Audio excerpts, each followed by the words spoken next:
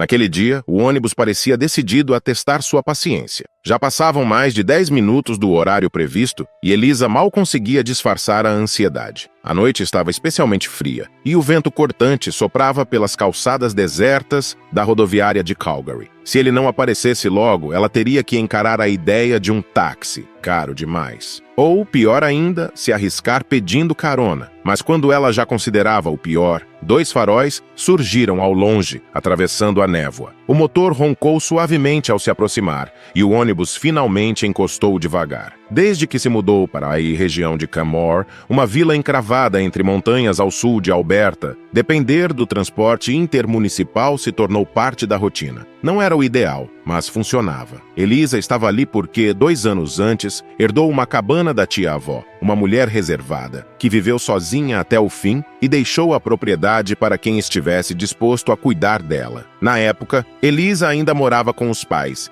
em um apartamento pequeno nos arredores de Calgary. Tinha acabado de concluir um curso técnico em construção civil e, como tantos recém-formados, não conseguia encontrar trabalho na área. A cidade estava saturada e ela se sentia travada ali. A sugestão da mãe veio num momento oportuno. Vai até lá, fica um tempo. Se não gostar, vende a casa e volta. A princípio, a ideia parecia meio absurda. Abrir mão da cidade, dos amigos, de tudo o que conhecia, para se isolar numa casa de madeira no meio do mato. Mas com o passar dos dias, a proposta começou a fazer sentido. E quando chegou à cabana, simples mas acolhedora, percebeu que talvez aquilo fosse exatamente o que precisava. A intenção era ficar por algumas semanas. No entanto, o tempo foi passando e ela começou a se adaptar ao ritmo mais lento daquele lugar. A primavera chegou antes do que em Calgary. O frio ainda era forte, mas menos sufocante. E o silêncio, que no início assustava, passou a fazer parte do que ela chamava de paz. 1 mês virou 2, depois 6. Quando se deu conta, já havia completado 1 ano ali. Mesmo gostando da nova vida, Elisa sabia que precisava de trabalho. No começo, aceitou uma vaga num mercadinho local, mais por necessidade do que por interesse. A rotina era entediante e os dias pareciam todos iguais. Não demorou muito para ela perceber que queria algo diferente. Voltar a procurar emprego na cidade parecia o caminho natural. O ônibus, apesar dos atrasos ocasionais, era confiável o suficiente para permitir idas e voltas no mesmo dia. E foi numa dessas viagens que, ao descer perto do centro de Calgary, Elisa viu um cartaz pregado no vidro de uma farmácia. Contratam-se operadores de call center. Treinamento incluso. Sem pensar muito, anotou o endereço e decidiu passar lá ainda naquela manhã. Algumas horas depois, saía com um crachá provisório pendurado no pescoço e instruções para começar já no dia seguinte. Foi assim que Elisa entrou no mundo do atendimento telefônico. Uma experiência que, embora diferente de tudo o que conhecia, não era exatamente ruim, apenas peculiar. O prédio onde trabalhava era grande e sem janelas, com um andar inteiro tomado por fileiras de mesas separadas por divisórias estreitas. Cada estação tinha um computador e um fone de ouvido com microfone. Ali, dezenas de pessoas, a maioria mulheres jovens, passavam o dia ligando para desconhecidos para aplicar pesquisas ou oferecer serviços que quase ninguém queria ouvir. Quando todas começavam a falar ao mesmo tempo, o lugar ganhava um som peculiar. Não era exatamente barulho,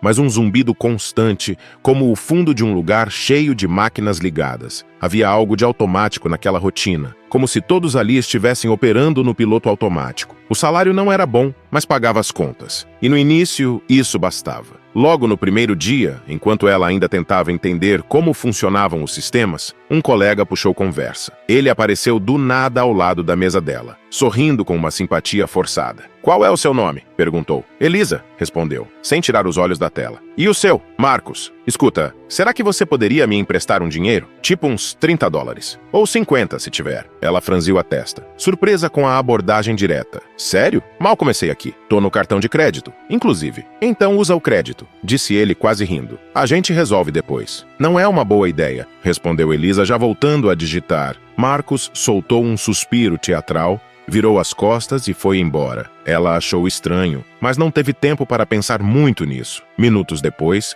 uma voz feminina surgiu atrás dela. Ele te pediu grana também, né? Elisa se virou e viu uma garota com maquiagem forte, cabelo preso num rabo de cavalo alto e um jeito descontraído demais para aquele ambiente tão cinza. Pediu, respondeu. Achei meio absurdo. Ele pede pra todo mundo. Dá uma de coitado no primeiro dia dos novos. Eu sou Julie, prazer. A garota estendeu a mão e sorriu com naturalidade. Havia algo de carismático nela, mesmo naquele cenário frio de escritório. Soube depois que o nome Julie tinha vindo de uma personagem de novela antiga que a mãe dela adorava. Elisa ainda cruzaria com Julie algumas vezes no refeitório durante os intervalos. Trocaram algumas palavras, mas nunca chegaram a criar laços. O ritmo ali era puxado demais para amizades. E com o tempo Elisa percebeu que também era puxado demais para ela. Um mês depois de começar no call center, já estava pedindo demissão. O salário mal cobria o básico e não havia qualquer perspectiva de crescimento. O ambiente era repetitivo, sufocante, e ela saía todos os dias com a sensação de estar apenas matando tempo e se desgastando no processo. Mãe, aquilo lá é um buraco. Desabafou certa vez num telefonema à noite, sentada na beira da cama com os pés ainda calçados. A mãe ouvia com paciência, sabia que a filha estava tentando e ajudava sempre que podia, com palavras, quando não tinha como mandar dinheiro, e às vezes com depósitos que quebravam o galho até o fim do mês. Numa ocasião, mandou até uma encomenda inesperada. Um pote grande de caviar vermelho e um saquinho de pinhões, coisas que Elisa sempre gostou. A entrega foi feita por um conhecido da família, um caminhoneiro que passaria pela região. Nada de correio, que ali demorava uma eternidade. Aquela caixa chegou num daqueles dias longos e pesados. Ver aquilo na porta foi como ganhar um abraço à distância. Depois do emprego no call center, Eliza conseguiu vaga numa fábrica de costura em Cochrane, a meia hora de Canmore. Era um trabalho mais físico, mas ela já tinha alguma prática desde adolescente. Sempre gostou de costurar, e no começo, até se sentiu bem ali. Havia algo terapêutico no barulho das máquinas e na repetição dos gestos. Mas com o tempo, o volume de produção aumentou, e a cobrança também. A pressão da chefia começou a pesar. Mesmo assim, ela resolveu aguentar. O salário era melhor do que o anterior, e, com o inverno acabando, achava que valia a pena esperar a primavera antes de decidir qualquer coisa. Talvez algo novo aparecesse. Foi em um desses dias comuns, ao voltar para casa no ônibus da linha rural, que as coisas começaram a mudar. Naquela noite, o veículo estava praticamente vazio. Elisa se acomodou no banco do fundo, recostou a cabeça e acabou cochilando. A última parada era a dela, então não havia risco de perder o ponto. O próprio motorista costumava avisar os passageiros restantes. O balanço do ônibus, junto com o cansaço do dia, a embalou rapidamente. Estava em sono profundo quando foi despertada por um solavanco seco e o barulho das rodas travando. "Droga!" murmurou o motorista e Elisa abriu os olhos assustada. "O que aconteceu?" perguntou, se levantando rápido. "Acho que bati em alguma coisa e os pneus traseiros foram pro espaço", respondeu ele, saindo do banco com cara de poucos amigos. Era um rapaz novo, não muito mais velho que ela, o tipo calmo, prático, mas naquele momento parecia exausto. "E agora?" ela perguntou. "Vou ter que trocar os pneus. Não tem sinal de celular aqui, então pedir ajuda está fora de questão." Elisa olhou pela janela. Estavam parados no meio de uma estrada secundária, cercada por árvores e neve dos dois lados. A escuridão parecia mais densa ali. Ela puxou o casaco mais fechado. Enquanto ele descia para começar o trabalho, ela permaneceu dentro do ônibus, olhando pela janela em silêncio. Depois de um tempo, ele gritou do lado de fora. "Daqui a uns 15 minutos a gente segue. Já tô quase terminando." Elisa se aproximou da porta e perguntou: "Quer ajuda? Se puder guardar essas ferramentas pequenas na caixa, já ajuda", respondeu ele, sem tirar os olhos do pneu. Ela desceu, afundando os pés na neve fofa, e começou a recolher algumas peças metálicas espalhadas. O ar era cortante, e a luz do farol mal alcançava as árvores. Foi nesse momento que ela notou algo estranho. Na beira da estrada, perto dos pinheiros, começaram a surgir pequenos pontos de luz esverdeada. Primeiro um, depois outro. Em segundos pareciam dezenas. "Você tá vendo isso?" disse a voz um pouco mais alta, apontando para a escuridão. O rapaz ergueu a cabeça, olhou na direção que ela indicava e, sem dizer mais nada, soltou um grito alto e agudo, completamente fora do tom para alguém do tamanho dele. Em seguida, os dois correram para dentro do ônibus, batendo as portas com força. O que eram aquelas luzes? Perguntou Elisa, ainda tentando recuperar o fôlego. Sei lá, ETs, disse o motorista tenso, como se estivesse tentando brincar, mas sem sucesso. Eles ficaram em silêncio por alguns segundos, sentados nos bancos da frente do ônibus. Lá fora, no alcance limitado dos faróis, as sombras pareciam ganhar forma. E então veio o som. Primeiro um, depois outro. Longos, profundos, cortando o ar gelado da noite. Uivos. Elisa se arrepiou dos pés à cabeça. Isso é real? Sussurrou, olhando para fora com os olhos bem abertos. São lobos? Parece que sim, respondeu ele baixo. E parecem muitos. E agora? A gente espera aqui? Não tem muito o que fazer. Ainda falta trocar o segundo pneu. Mas com eles aí, melhor não sair agora. Ela encostou a cabeça no banco e suspirou. Legal, presos aqui a noite inteira. Como você se chama? Eustáquio. Ela estranhou o nome, mas disfarçou. Diferente. Nunca ouvi. Minha avó era da Lituânia. Pediu que me dessem esse nome. Se quiser, pode chamar de Mike ou Misha. Não, Eustáquio tá bom. É bonito. Do lado de fora, os uivos continuavam. Tinham algo de distante, mas ainda assim incômodo. O tipo de som que ativa um medo antigo, instintivo. Elisa não sabia quantos animais estavam lá fora. 5, 10, 50? Era impossível dizer. Mas a sensação era de que havia uma matilha inteira observando o ônibus. Depois de alguns minutos, o silêncio caiu de repente. Nenhum som, nenhum movimento. Era como se tudo tivesse sido desligado. Foram embora? Perguntou Elisa, olhando pela janela. Eustáquio balançou a cabeça devagar, sem muita certeza. Acho que sim, ou só se afastaram, mas foi estranho. Eles estavam calmos demais.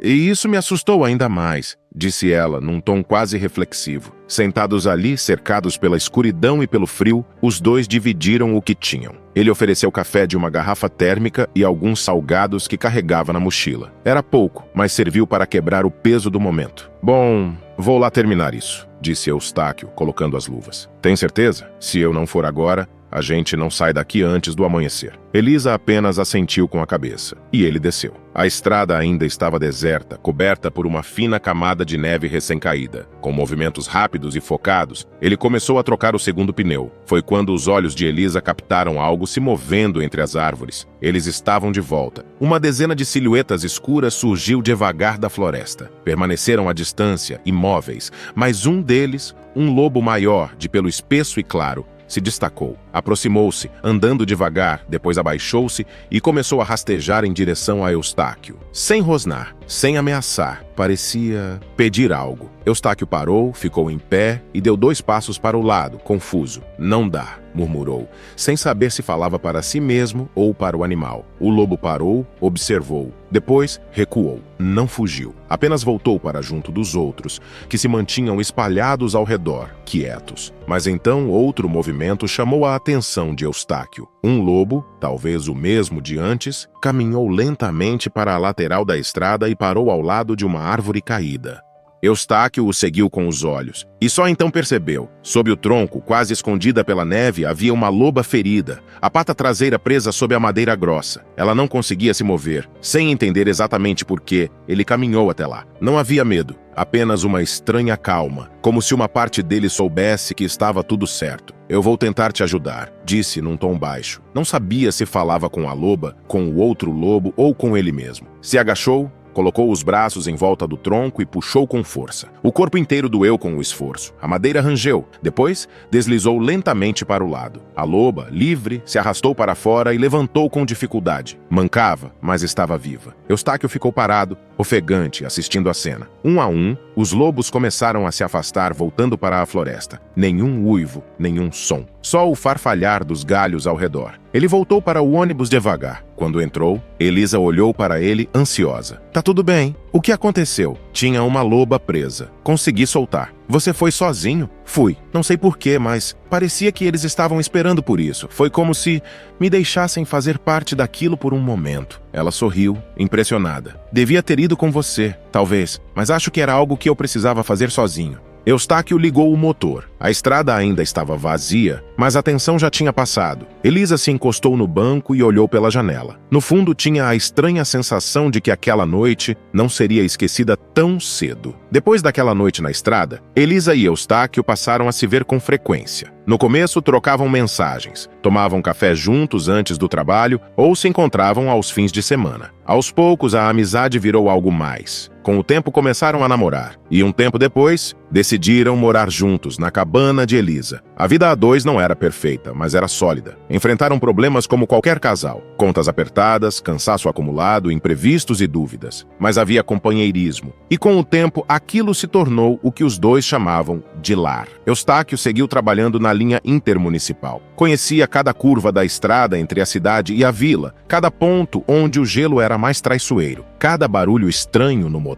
que só ele conseguia identificar. E de vez em quando, sempre no inverno, quase sempre no mesmo trecho onde tudo começou, os lobos voltavam a aparecer. Era sempre do mesmo jeito. Ele passava dirigindo seu carro, já tarde da noite, e então, na beira da estrada, entre as sombras dos pinheiros, algumas silhuetas surgiam. 1, 2, às vezes 3 lobos caminhavam ao lado do carro por alguns metros. Não corriam, não se escondiam, apenas o acompanhavam por um instante. Depois sumiam na neve. Era raro, e Eustáquio nunca contava a ninguém além de Elisa. Mas quando acontecia, ele sentia algo diferente, como se estivesse sendo lembrado de que fazia parte de algo maior, algo que não se explicava com palavras, mas que ele entendia profundamente. Não era sobre mágica, nem sobre lendas, era só conexão, um tipo de respeito silencioso entre mundos que raramente se tocam. E sempre que isso acontecia, ele sorria sozinho e seguia a viagem, com a certeza de que, de alguma forma, ainda fazia parte daquela matilha.